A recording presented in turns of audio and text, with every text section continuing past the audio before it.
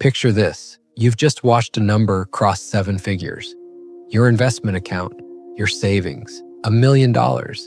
For a moment, you just sit there. Maybe you screenshot it. Maybe you should call someone because you sacrificed for this. You said no to things for years so this day could happen.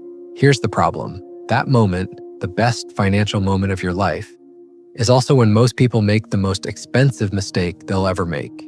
Not a bad investment, not a scam, something quieter, something almost nobody sees coming. By the end of this video, you'll know exactly what it is and the one thing you should actually do first. I'm Roy. I spend most of my time studying why smart, disciplined people still lose money they worked years to build. Stick around, and if this kind of thing interests you, the subscribe button's right there. Let's get into it. Here's something strange. Research on self-made millionaires shows a meaningful percentage see a significant decline in net worth within a decade of hitting the milestone. Not from market crashes, from decisions they made themselves right after crossing it. These weren't careless people. They built that wealth one disciplined decision at a time. So why did it slip away? Here's the strange part. The very thing that helped them win is the same thing that turns on them the moment they cross the finish line. When your brain locks onto a target for years and finally hits it, it releases. Relief floods in. The signal that the mission is accomplished. That's the trap. The mission isn't done. Your brain just doesn't know that yet. Psychologists call this feeling the arrival fallacy, but you don't need the term. You just need to know it floods you with relief, then quietly creates 3 emotions that make you dangerous with money for the next few months. Relief, the pressure lifts. Entitlement, you earned this. And visibility, the urge to let the outside of your life match the inside of your bank account. 3 emotions running together in a brain that just released years of discipline. That's the most financially dangerous state most millionaires will ever be in. And the math makes it worse. Here's a number that surprises almost everyone. If you want that $1 million to last and keep growing, not just disappear, the safe amount you can actually pull out and spend each year is around $40,000. That's about $3,300 a month. Before taxes. If you're still working, that doesn't feel relevant yet. The million feels like a bonus behind glass. That's exactly when lifestyle creep walks in. Not a yacht, business class because you've earned it, a kitchen renovation you'd put off, a second property because that's an investment. Each decision feels justified, but they don't reset. You don't go back to economy once you've flown business. The lifestyle ratchets up, and it only goes one direction. The most expensive financial mistake isn't made in a crisis. It's made in the first 90 days of feeling like you finally won. So if the problem is psychological, peaking at the exact moment of maximum excitement, what do you actually do? It's not a specific investment, not a call to an advisor, at least not yet. The single most valuable first move is a deliberate 30-day pause. I know, too simple. But here's what it actually does. Major financial decisions made during intense excitement or intense fear have a higher chance of being wrong. This is why wealth managers won't take first calls from new heirs for 30 to 90 days.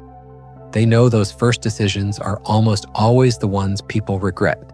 The pause isn't about freezing the money. It can sit exactly where it is. Index funds don't care that you crossed 7 figures. The pause is about freezing you for a moment, giving yourself 30 days before you act on any of those new feelings running through your head. Quick thought experiment. Imagine your account hits $1 million right now, today.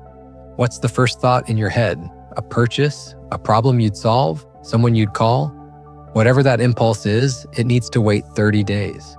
Not because it's wrong, because impulse decisions rarely look the same a month later, once the excitement fades. Getting to $1 million is a discipline problem. What happens next is a psychology problem. Most people never realize the game changed. 2 things worth doing quietly while the excitement settles. Start with your taxes. Before you sell anything or move money around, find out what that actually costs you. At this level, a wrong move can hand a real chunk of your gains to the taxman. Then look at how your money is invested. The same setup that got you to $1 million might not be right for growing it further. Not because the math changed, but because what you stand to lose did. At $50,000 invested, a 30% market drop was painful but recoverable. At a million, that same percentage is $300,000. That changes behavior, not just the spreadsheet, and panicking during downturns is what actually destroys long-term returns. Ask yourself, what amount could I lose without doing something impulsive? Let that answer guide your investments, not a formula. Your real tolerance at this specific number. And there's one more thing almost nobody does. Go check who's listed to inherit your accounts. People change those forms about as often as their car insurance, which is to say, almost never. An old ex still listed isn't a hypothetical.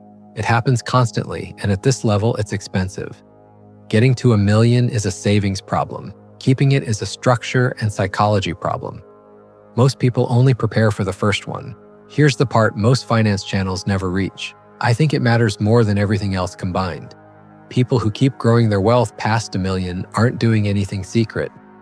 Same index funds, same basic principles anyone can use. What's different is something nobody talks about. They quietly change jobs in their own head. They stopped seeing themselves as someone trying to build wealth and started seeing themselves as someone whose job is now to protect and guide it.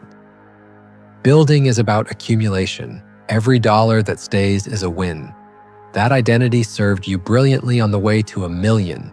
Past it, it works against you. Protecting and guiding wealth is about purpose. What is this money actually for? What do I want it to do in 20 years? What freedom does it buy? And what will I do with that freedom?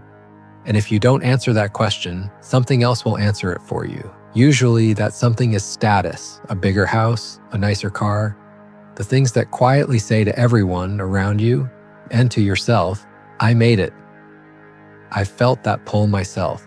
There was a purchase I nearly made, justifiable on paper, something I genuinely earned. Thinking it through, I caught myself. I wasn't buying it to improve my life. I wanted to feel like I'd arrived. That's a very different reason to spend money. And it gets expensive fast. Most people spend a decade becoming a millionaire. Almost none of them spend a single day deciding what kind of millionaire they want to be. So here's where that leaves you. The number on the screen was never actually the win, it was just proof you could follow through on something hard for a long time. If you're still building toward it, this is your preparation. Know the pause is coming. Have the identity question ready. If you're already past the milestone, it's never too late. The clarity is still worth building now because the money was never the goal. It was supposed to buy something more valuable than what it cost to earn.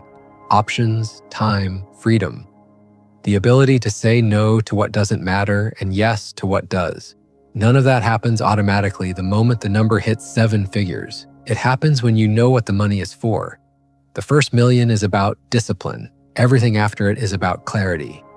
Most people never develop the second one and wonder for the rest of their lives why the number stopped meaning what they thought it would. Figure out what it's for before you spend a single dollar of it.